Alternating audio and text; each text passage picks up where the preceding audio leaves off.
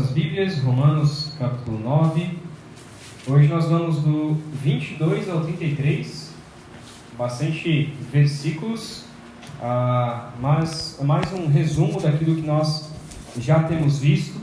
Eu quero ler nesse momento apenas o 22 e o 23, e à medida que a gente for expondo a palavra, a gente vai lendo o restante, tá bom? Vamos então ler primeiramente Romanos 9, 22 e 23 para introduzir a mensagem.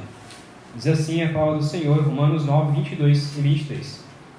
E se Deus, querendo mostrar a sua ira e tornar conhecido o seu poder, suportou com grande paciência os vasos de sua ira, preparados para a destruição? Que dizer? Se ele fez isso para tornar conhecidas as riquezas de sua glória aos vasos de sua misericórdia, que preparou de antemão para a glória. Vamos orar? Pai querido, clamamos a Ti, ó Deus, que o Senhor abra o nosso entendimento para compreendermos essas verdades maravilhosas de que não merecemos o Teu Evangelho, não merecemos a Tua salvação, mas o Senhor concede a nós por livre e espontânea vontade, porque o Senhor quer, de acordo com a sua soberania, de acordo com o seu caráter, de acordo com o seu querer. Ó Pai, que possamos aprender isso essa noite. Assim oramos, gratos pela salvação que temos em Cristo, em nome de Cristo Jesus. Amém. Como nós já temos visto, temos falado sobre o agir de Deus soberano, né? Como que Deus age de maneira soberana em condenar as pessoas e em salvar as pessoas, em condenar os ímpios e em salvar os justos. Muitas vezes nós não conseguimos compreender os propósitos de Deus. Como já foi dito aqui, quase todos os dias nós duvidamos alguma coisa de Deus. Então acontece alguma coisa em nossas vidas que a gente começa a pensar: poxa, Deus, por que isso aconteceu? Por que essas coisas acontecem na minha vida? Anteriormente vimos que podemos sim fazer perguntas ao Senhor, como nós lemos lá em Abacuque também, Abacuque questionando ao Senhor, mas devemos lembrar que somos apenas barros nas mãos do oleiro, somos simples vasos que Deus derrama, ou a sua ira, ou então a sua misericórdia. E por isso nós não podemos ficar discutindo com Deus, no sentido de ficar duvidando o porquê Deus faz as coisas. Então nós podemos sim perguntar: Deus, por que essas coisas acontecem? Mas não ficar discutindo com Deus. Olha, Deus, eu acho que o que eu faço, o que eu quero é melhor do que a sua vontade. No entanto, Deus, Ele é tão gracioso, irmãos, Ele é tão bondoso, que Ele não nos explica tudo, mas Ele nos explica boa parte, para que a gente possa ter um compreendimento, para que a gente possa compreender quem de fato é o Senhor. Muitas vezes a gente acha: está tudo escondido, eu não consigo entender quem Deus é. Mas a palavra de Deus nos revela quem o Senhor é. E tudo o que está na palavra de Deus é suficiente para nós compreendermos quem Deus é. E quando nós lemos a palavra do início ao fim, de Gênesis e Apocalipse, tudo isso é suficiente para responder todos os questionamentos necessários para nós nesta terra. É claro que a gente tem muita dúvida e vai ficar com muita dúvida, e há muito do que nós compreendemos lá no céu, mas a palavra de Deus revelada nos ensina muito mais do que muitas vezes nós podemos compreender. É por isso que depois que toda a Bíblia foi escrita e inspirada pelo Senhor, são mais de 2000 anos, 2000 e poucos anos, que nós temos ela completa, e ainda assim não conseguimos compreender tudo o que ela nos revela. Por quê? Porque Deus é tão gracioso, Deus é tão bondoso, que Ele revela até coisas para nós que muitas vezes é difícil de nós compreendermos. E este é Deus. E é por isso que hoje também se comemora, o dia da Bíblia, porque é o dia onde nós comemoramos essa revelação do Senhor. É o dia que nós comemoramos o porquê Deus então nos revelou a sua palavra. E esse texto que nós vamos ler hoje é um texto bastante grande, mas eu vou resumir o máximo possível para que a gente tenha uma compreensão desse texto. Não vamos conseguir dar todos os detalhes, mas a ideia aqui é entender a ideia do autor, é entender o que... Está falhando um pouco, né? Vou pegar outra aqui para ele.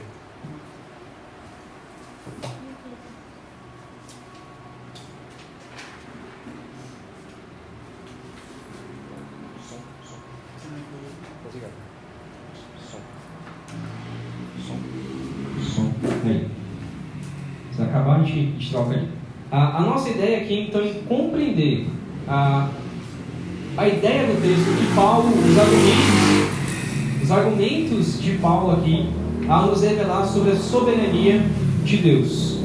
Então, no nosso dia a dia, a gente não entende muitas coisas, mas Deus, por meio da sua palavra, nos explica muitas coisas que muitas vezes nós é que não conseguimos, nós é que não buscamos compreender. Vamos então ver primeiramente versículo 22 e versículo 23. Eu acredito que a maioria dos irmãos estavam lá em Piracuruca e foi explicado esse texto, mas eu quero olhar rapidamente aqui para a ideia desse texto. Então, primeiramente, versículo 22 e 23, Deus ele mostra a sua glória para nós. Deus, por meio da soberania de Deus, ele demonstra a sua glória para nós.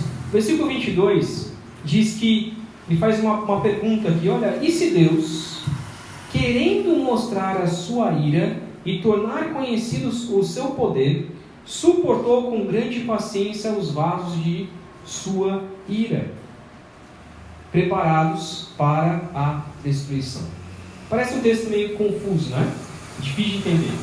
Mas a ideia do texto aqui é a seguinte: imagine a seguinte ideia. Nós fomos criados, Adão e Eva pecaram, Caim pecou e, consequentemente, todos ali pecaram e todos, como diz o texto, carecem da glória de Deus.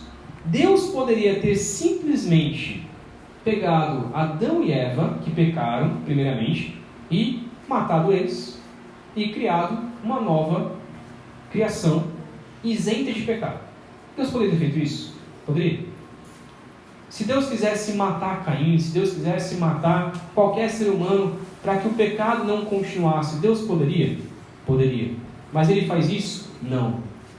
E durante, no Antigo Testamento, cerca ali de 3, 4 mil anos, e mais os 2.000 anos que nós temos aqui, lá 6, 7 mil anos que Deus suporta os pecadores. Deus ele é paciente com aqueles que o rejeitam todos os dias. E a ideia do texto é essa, é mostrar que Deus ele poderia simplesmente matar todos os pecadores. Ele poderia eliminar todo o mal. Se Deus quisesse eliminar o mal, Deus é poderoso para eliminar o mal. Alguns dizem, alguns ficam filosofando sobre o problema do mal. Se Deus quisesse eliminar o mal da terra, Ele poderia eliminar. Se Deus quisesse eliminar Satanás, Ele poderia eliminar Satanás. Ele poderia detonar com tudo isso e ficar só com a bondade. Mas Deus não faz isso. Por quê? Porque não é o plano de Deus e porque Deus quer mostrar a sua glória, a sua graça para nós, para aqueles que são salvos. Muitas pessoas acham difícil compreender isso. Por quê? Porque pensam que Deus tem a obrigação de salvar a todos. Não, Deus tem que salvar todas as pessoas, mas o texto nos revela, na verdade, que Deus está sendo muito gracioso em deixar que essas pessoas que o desobedecem vivam uma vida boa, vivam uma vida próspera, vivam uma vida frutífera, tenham uma boa casa, tenham uma boa família, aproveitem um pouco da graça de Deus, mas infelizmente irão rejeitar o Senhor e ir para o inferno. Mas o texto está nos falando que Deus, Ele querendo mostrar a sua ira e tornar conhecido o seu poder, mostrar quem Deus de fato é, Ele suporta todos os dias esses vasos de ira. Ele suporta todos os dias os ímpios. Ele é paciente com cada pecador. nós devemos lembrar que todos os nossos pecados são uma ofensa direta a Deus. E Deus, mesmo assim, Ele é paciente contra todos os nossos pecados, contra todos aqueles que cometem injustiças. Mas a justiça de Deus, ela não tarda. Uma hora a justiça de Deus virá, e nós veremos a sua ira, nós veremos o seu poder.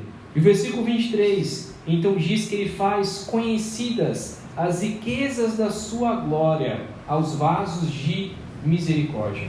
Ou seja, aqueles que são cristãos, aqueles que obedecem ao Senhor, o Senhor, Ele vai fazer com que essa situação de viver entre os ímpios, a gente possa olhar e agradecer ao Senhor por sermos vasos de misericórdia, porque nós não merecemos a graça de Deus, porque éramos também para sermos vasos de ira, éramos também para sermos ímpios, mas o Senhor nos salvou pela sua graça e pelo seu amor. Então, ao comparar a nossa vida com a vida de uma pessoa ímpia, nós não podemos nos orgulhar e falar: está vendo como eu sou um vaso de misericórdia? Olha como eu sou bondoso, olha como Deus me salvou. Ao olhar para um ímpio, eu tenho que olhar com paciência, assim como Deus é paciente, e eu tenho que olhar com misericórdia também para aquela pessoa, porque eu era para estar no lugar daquela pessoa.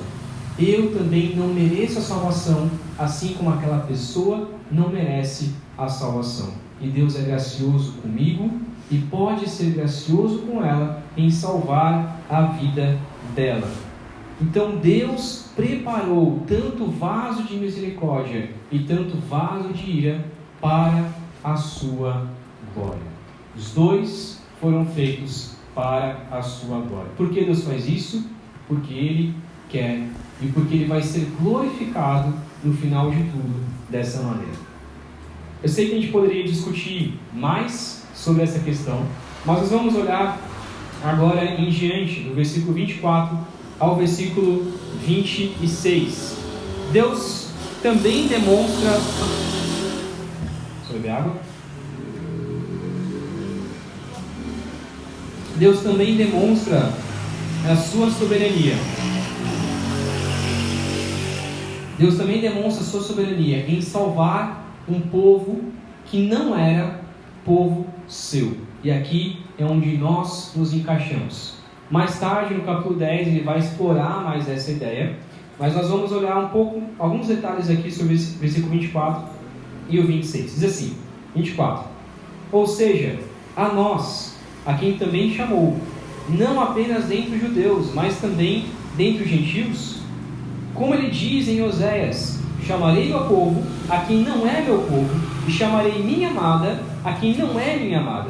E acontecerá aqui, no mesmo lugar em que se lhes declarou: vocês não são meu povo, eles são chamados filhos do Deus vivo.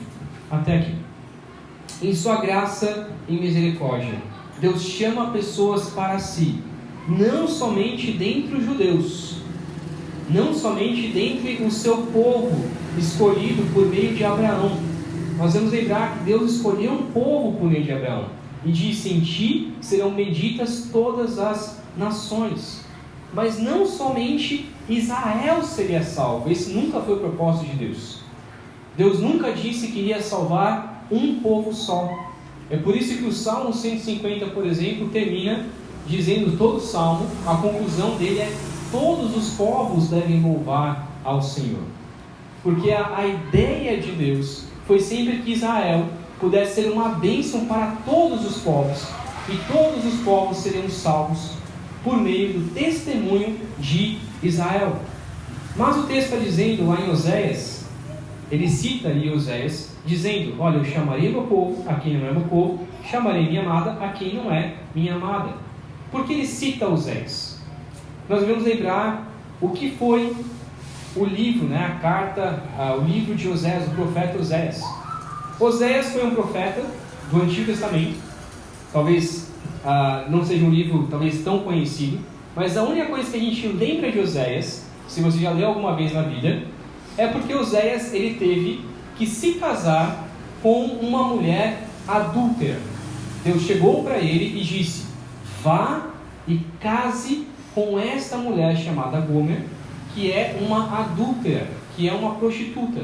Você vai se casar com ela. Então imagina, Deus fala isso para você. Parece meio esquisito, né?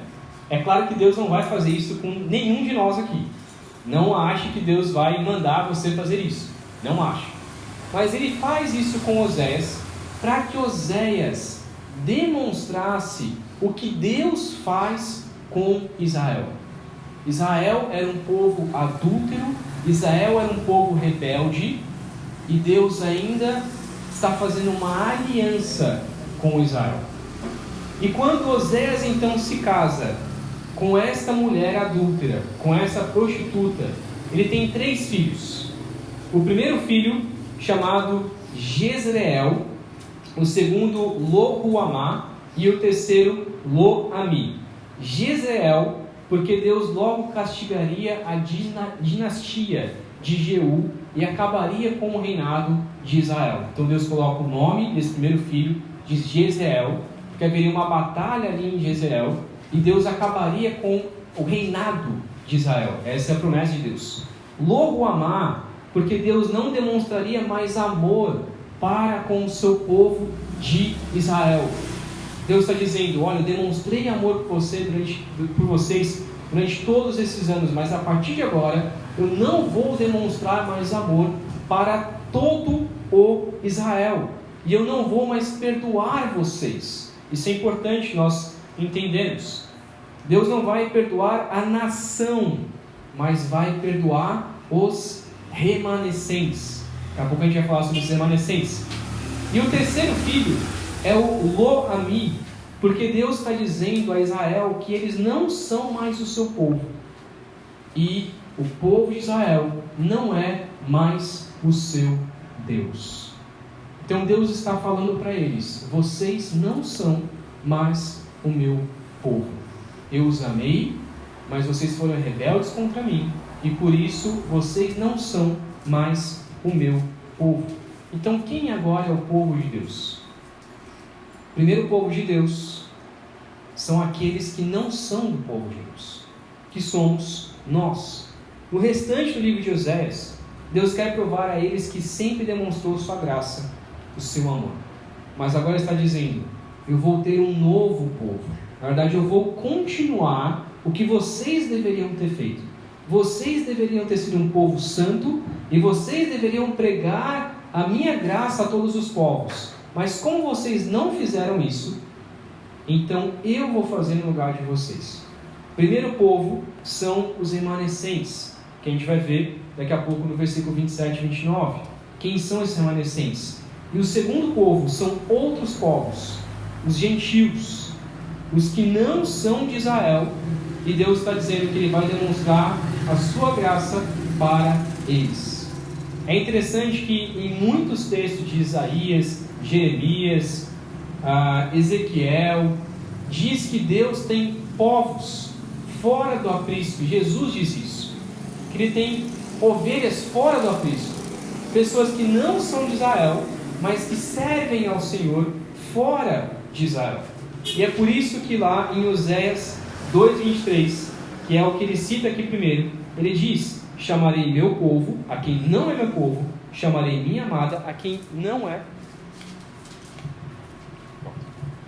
Chamarei meu povo a quem não é meu povo, e chamarei minha amada a quem não é minha amada. Então Deus está dizendo: olha, eu vou salvar um povo que não era para ser meu povo, mas eu vou salvar porque eu quero, pela minha graça e pela minha misericórdia. E depois ele cita Oséias 1:10, que diz: acontecerá que no lugar em que se lhes declarou, vocês não são meu povo, eles serão chamados filhos do Deus vivo. Então, o que Deus está nos provando aqui é que nós, eu e você, que não somos judeus, provavelmente não temos nem sangue judeu. Eu duvido muito que eu tenha algum sangue judeu. Eu duvido muito que eu tenha alguma descendência judaica. Eu não mereço ser salvo porque eu não sou povo de Deus. Mas Deus está dizendo: eu vou chamar você de meu povo. Porque eu sou filho de Abraão? Não, porque eu sou filho do Deus vivo. Porque por meio da graça de Cristo Jesus, eu posso então ser salvo. Eu posso então ser povo de Deus. Então a soberania de Deus, Ele está dizendo: eu chamei um povo, esse povo me rejeitou, e eu vou salvar agora outros povos, como na verdade Ele sempre fez. E é por isso que 1 Pedro 2,10, não precisa abrir, diz assim: antes vocês não eram povo, mas agora são povo de Deus. Não haviam recebido misericórdia, mas agora o receberam. Nós então somos salvos pela graça de Deus e devemos ser gratos a Deus, pois não poderíamos ser salvos porque não éramos povo escolhido de Deus. Daqui a pouco ele vai falar que nós éramos enxertos no meio do ramo de Israel. Então não merecíamos ser salvos por nada, mas ainda assim Deus quis nos salvar. Versículo 27 a versículo 29, Deus diz que mostra a sua soberania em salvar então os remanescentes do seu povo. Versículo 27 a 29, vamos ler. Isaías exclama com relação a Israel: embora o número dos israelitas seja como a areia do mar, apenas o remanescente será salvo, pois o Senhor executará na terra a sua sentença rápida e definitivamente. Como anteriormente disse Isaías: se o Senhor dos exércitos não nos tivesse deixado descendentes, já estaríamos como Sodoma e semelhantes a Gomorra. A pergunta que fica então é: então Deus rejeitou Israel? Como já trabalhamos aqui, quer dizer que Deus, já que Israel rejeitou o Senhor, então Deus disse: eu não vou salvar mais o meu povo escolhido, e agora eu vou salvar outros povos. E agora como que fica a aliança de Deus com o povo de Israel? Deus continua a sua aliança. No entanto, Ele continua a sua aliança com aqueles que querem obedecer à lei do Senhor, com aqueles que querem de fato servir ao Senhor. Deus disse que nunca iria romper a aliança com Israel, e de fato Ele não rompe, porque Ele vai salvar então aqueles a quem Ele quer salvar, mesmo dentro de Israel. Então, apesar da incredulidade de Israel, apesar de muitos ali não quererem obedecer ao Senhor, Deus está preservando um remanescente, um povo, 7.000 que não se dobraram a Baal. Esse número fictício, né? 7.000 que não se dobraram a Baal, pessoas que não se dobraram a outros deuses dentro de Israel. Quando Elias pergunta ao Senhor: Senhor, só eu sirvo ao Senhor? E Deus responde para ele: não, há muito mais, há um remanescente, há um povo meu, dentro do povo escolhido, que será salvo. Então dentro de Israel existirá um povo que será salvo, e este é meu povo escolhido. Por isso ele cita então Isaías 10, 22 a 23, que ele diz que mesmo que eles fossem como a areia do mar, apenas o remanescente voltará. A destruição já foi decretada e virá transbordante de justiça. O Senhor dos exércitos executará a destruição decretada sobre todo o país, mas o remanescente dele será então salvo. Deus nunca disse que iria salvar toda a nação de Israel, como alguns pensam. Não, Deus vai salvar todos os israelitas. Se ele for israelita, ele vai ser salvo. E como fica então aquele israelita que não obedece ao Senhor? Não, ainda vai ser salvo. Não vai. Porque o texto nos diz claramente que ele vai salvar, mesmo que eles fossem como a areia do mar, que é a promessa que Deus faz a Abraão, que eles seriam como a areia do mar, mas eles só seriam salvos se eles obedecessem ao Senhor. Ele cita então, por fim, Isaías 1,9, que diz: se o Senhor dos exércitos não tivesse poupado alguns de nós, já estaríamos como Sodoma e semelhantes a Gomorra. O que esse texto está nos trazendo? Que lembra de Sodoma e Gomorra. Sodoma e Gomorra, né, existia muitos pecados ali. O povo era totalmente rebelde. Ló, sobrinho ali de Abraão, vai até Sodoma e Gomorra, vive conforme eles vivem. O que acontece com aquelas duas cidades são destruídas por completo pelo Senhor. Cai então o enxofre do céu e destrói essas duas cidades por inteiro. E só sobra Ló e as suas duas filhas, porque a mulher de Ló olha para trás com o desejo de estar na cidade e vira então uma estátua de sal. E o texto então nos está dizendo que se Deus não salvasse um povo dentro de Israel, Israel já estaria como Sodoma e como Gomorra, cometendo os mesmos pecados que Sodoma e Gomorra cometeram. É por isso que Jesus diz lá em Mateus que o tempo será abreviado por causa dos eleitos. Deus mostra a sua graça sobre Israel e Deus mostra a sua graça ao mundo por nossa causa, por causa do seu povo escolhido, por causa dos remanescentes de Israel. Por que a gente ainda vê bondade no mundo? Por que a gente ainda vê um pai e uma mãe amando o filho? Porque Deus está demonstrando a sua graça ao seu povo, a nós. Deus está mostrando que se não fôssemos, se os eleitos de Deus não estivessem na terra, a terra seria como Sodoma e como Gomorra. Seria muito pior do que já é hoje. Então imagina, se os cristãos não estivessem na terra, a terra seria muito pior. Se os remanescentes de Israel não estivessem dentro de Israel, Israel seria muito pior do que é hoje. Então Deus está dizendo: eu vou salvar um povo que não é meu povo, que somos nós, e eu vou salvar o remanescente dentro de Israel, e eles serão salvos para preservar também um pouco de Israel.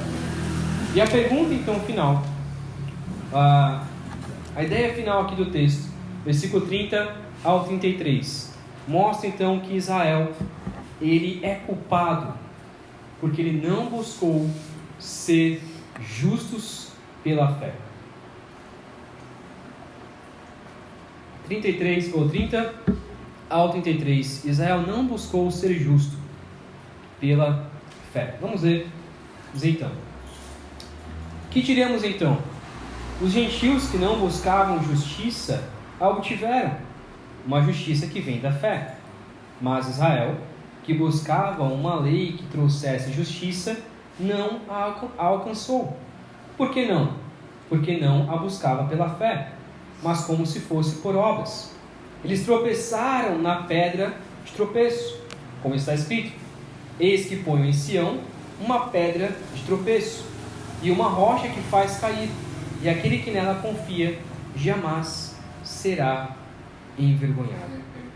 A pergunta final então que fica é: por que Deus salvou um povo que não era nem povo escolhido como a gente, mas não salvou todos os israelitas? A resposta ela está então nesses últimos versículos. Os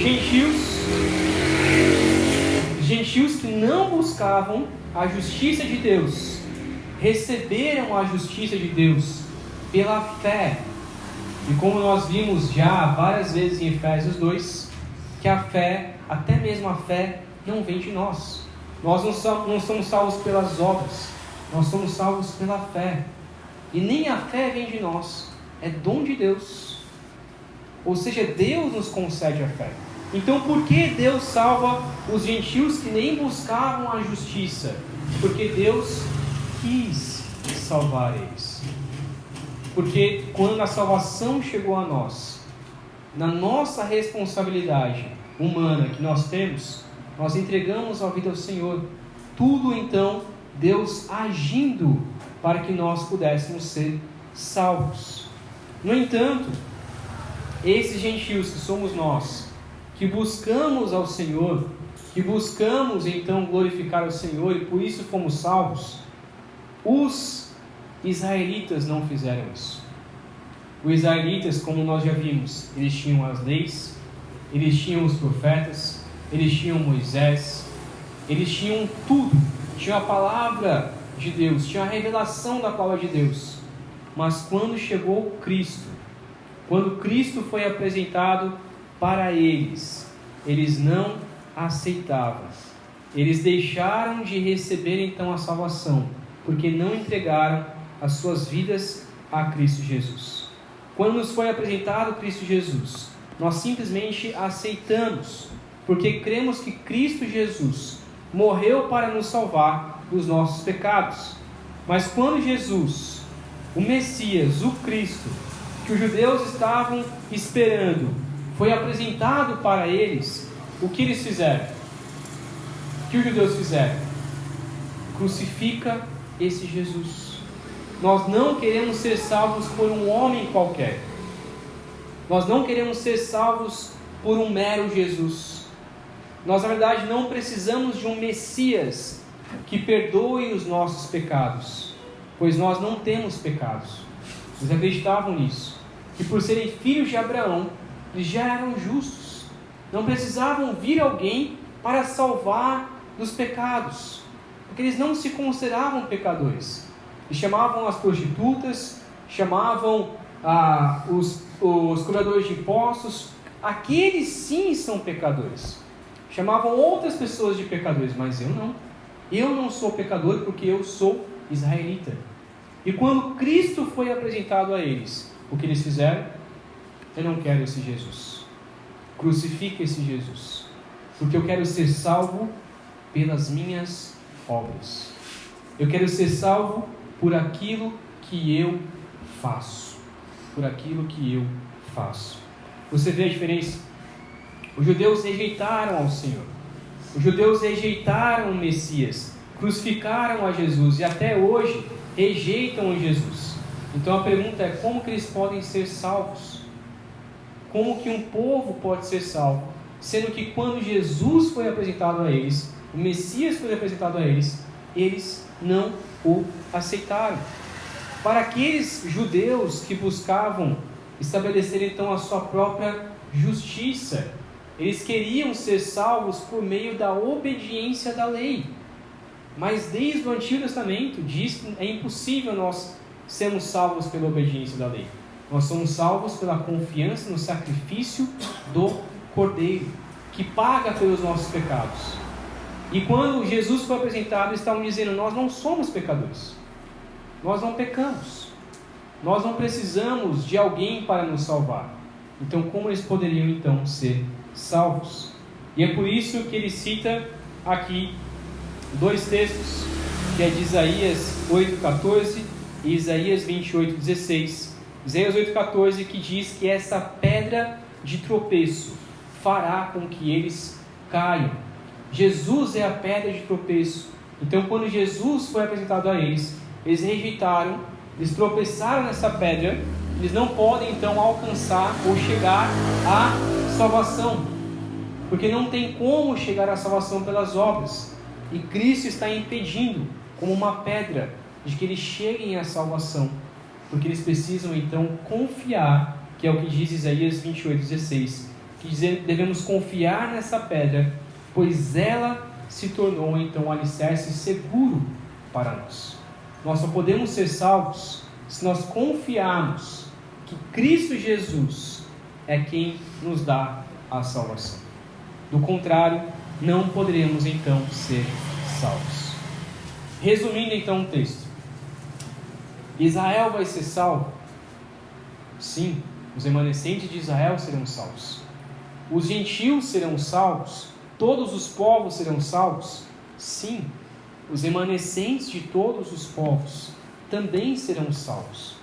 Ou seja, dentro deste mundo, Deus elege tanto pessoas de dentro de Israel e tanto pessoas de fora de Israel, por meio da sua soberania, para salvar a quem Ele quer. Resumindo, se você ouve falar de Jesus Cristo, mas não o aceita em sua vida, não entrega o seu coração, se você rejeita a Jesus como Senhor de sua vida, diz que não precisa de Jesus para ser salvo, e você mesmo pode se salvar dos seus pecados, Jesus se torna uma pedra de tropeço para você. Faz com que você caia e vá para o inferno. Mas se você ouve falar de Cristo Jesus, aceita Jesus em sua vida, entrega sua vida ao Senhor, entende que não pode ser salvo pelas suas próprias obras, entende que precisa da cruz de Cristo para ser salvo, então Jesus se torna para você uma pedra de alicerce, para que você possa ser salvo e ir então para o céu. Eu quero encerrar essa parte mais teológica, digamos assim, olhando lá para 1 Pedro, se você quiser ver comigo. 1 Pedro 2, em que Pedro está usando exatamente o mesmo argumento de Paulo, em 1 Pedro 2, exatamente os mesmos textos, para explicar um pouco mais sobre isso. 1 Pedro 2, eu quero ler de 4 ao 10. Diz assim: à medida que se aproximam dele, a pedra viva, rejeitada pelos homens, mas escolhida por Deus e preciosa para ele, vocês também estão sendo utilizados como pedras vivas na edificação de uma casa espiritual para serem sacerdócio santo, oferecendo sacrifícios espirituais aceitáveis a Deus por meio de Jesus Cristo. Pois assim é dito na Escritura: eis que ponho em Sião uma pedra angular, escolhida e preciosa, e aquele que nela confia jamais será envergonhado. 7. Portanto, para vocês, os que creem, esta pedra é preciosa, mas para os que não creem, a pedra que os construtores rejeitaram tornou-se a pedra angular, e pedra de tropeço, e rocha que faz cair. Os que não creem tropeçam, porque desobedecem à mensagem, para o que também foram destinados. Vocês, porém, são geração eleita, sacerdócio real, nação santa, povo exclusivo de Deus, para anunciar as grandezas daquele que o chamou das trevas para a sua maravilhosa luz. Antes vocês nem sequer eram povo, mas agora são povo de Deus. Não haviam recebido misericórdia, mas agora a receberam. O texto então está nos mostrando que pela graça de Deus, nós nos tornamos povo de Deus. Não merecemos ser povo de Deus, mas o Senhor nos salvou pela sua graça e pela sua misericórdia, porque Ele quis. Por isso ele encerra lá no 9, citando exatamente sobre isso: aquele que nela confia, que confia na rocha, jamais será envergonhado. O que nós devemos fazer então, diante de tudo isso que nos foi exposto, de que o remanescente de Israel será salvo, de que um outro povo será salvo? Nós devemos crer, confiar em Cristo Jesus, a pedra angular, para não sermos envergonhados, para que nós possamos ser salvos. Então, resumindo toda a nossa ideia aqui, Deus, em sua soberania, revela a sua misericórdia e justiça, chamando tanto judeus quanto gentios para a salvação pela fé em Cristo. Quero fazer algumas aplicações, encerrando a pregação dessa noite. Primeiro, diante de tudo isso que nós vimos, parece um pouco confuso, parece uma teologia que talvez a gente muitas vezes não entende, e eu sei que talvez para alguns pareça difícil todo esse entendimento, mas olhando na forma prática, primeiro, Deus mostra a sua glória, demonstrando que Ele é soberano ao condenar os ímpios. Então, quando Deus condena um ímpio, e nós devemos chorar porque uma pessoa foi condenada, nós não podemos nos alegrar porque um injusto foi ao inferno, nós não podemos nos alegrar com isso, mas ainda assim Deus demonstra a sua glória ao fazer isso. Por isso nós devemos confiar nele a nossa fé para sermos salvos e não condenados. Não podemos orgulhar porque somos salvos, pelo contrário, devemos todos os dias colocar a nossa fé em Cristo Jesus para não sermos envergonhados. Segundo, Deus salva a quem Ele quer. A gente já viu isso bem claro. Deus salva a quem Ele quer. E Ele estende a salvação dele àqueles povos, línguas, raças e nações que não eram o seu povo escolhido. Por isso nós devemos agradecer, porque nós não merecemos ser salvos. Nós somos gentios, ainda mais brasileiros, que tem uma miscigenação nacional, né? Vários povos, tribos, línguas e nações em um só país. Não merecemos em nada a salvação em Deus, mas Deus nos concede. Terceiro, Deus, ele não deixa de salvar o seu povo escolhido, pois ele continua salvando os remanescentes de Israel até os dias de hoje. Assim, devemos acreditar que ele permanece fiel à sua aliança desde o início. Deus continua sendo fiel. Na verdade, Deus é muito mais misericordioso do que nós podemos imaginar. Quarto, Deus condena os israelitas, mas não todos, pois eles não cumpriram a aliança que Deus fez com eles. Ao invés de terem fé em Deus, buscaram ser salvos pelas obras, deixaram de confiar na salvação do Senhor e por isso foram condenados. E é por isso que nós também devemos tomar o cuidado de confiar a nossa salvação no Senhor e não nas nossas obras. Muitas vezes eu gosto de perguntar para alguns crentes, né?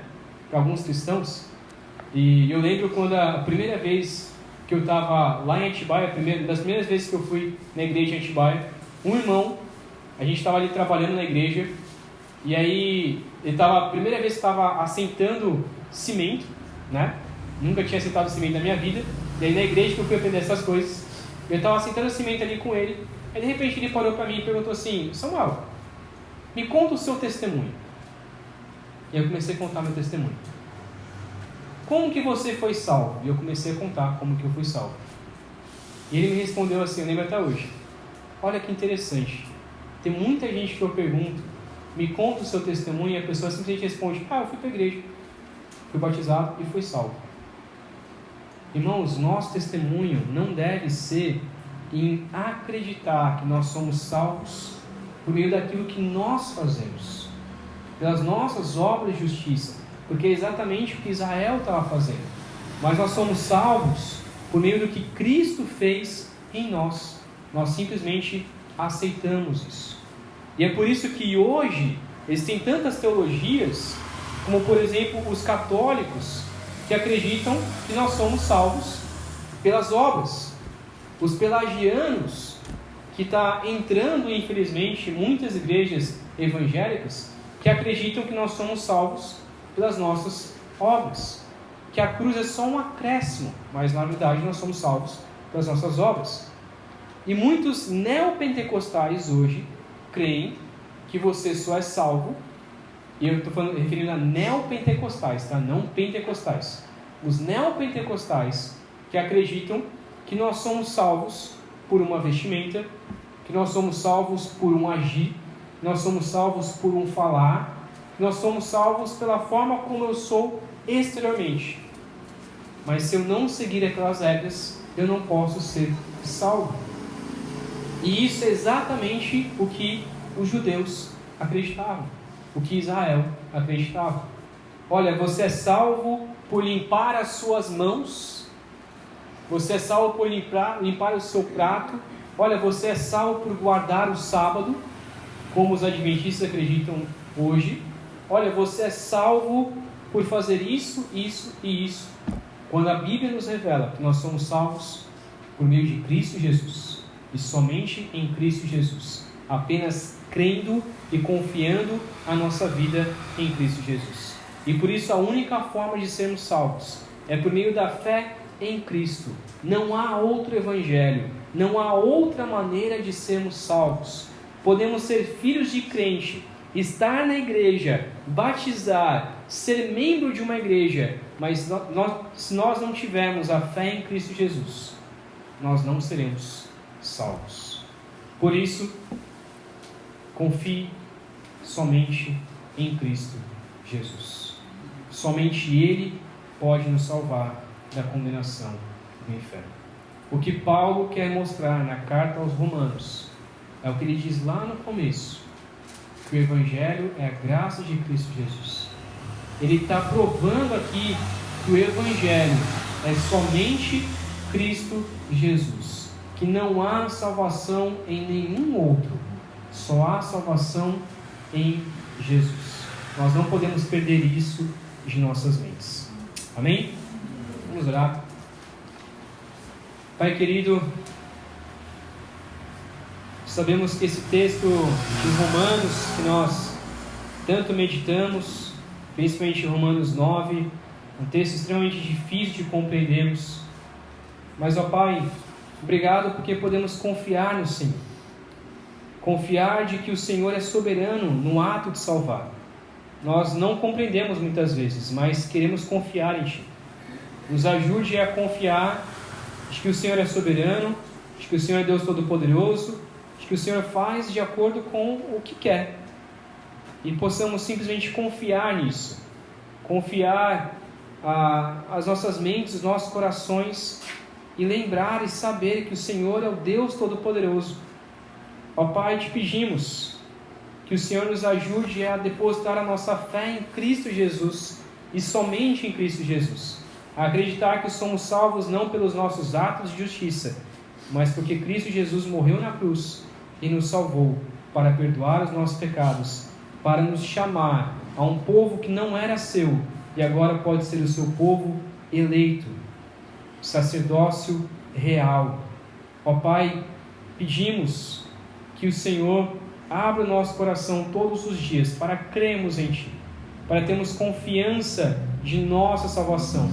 E se alguém aqui que não tem a certeza de sua salvação, eu peço, ó Pai, que o Senhor abra o seu coração, para que ele tenha esse entendimento, para que ele confie no Senhor, para que ele não duvide da sua fé, porque a fé é dada por meio de Cristo Jesus, para que ele não duvide que há salvação em Cristo Jesus, para que essa pessoa não duvide que pode ser salva, que o Senhor pode perdoar os seus pecados, porque o Senhor quer perdoar os nossos pecados. Ó Pai, te pedimos que o Senhor nos dê essa confiança todos os dias de que somos salvos. É o que oramos, em nome de Cristo Jesus. Amém.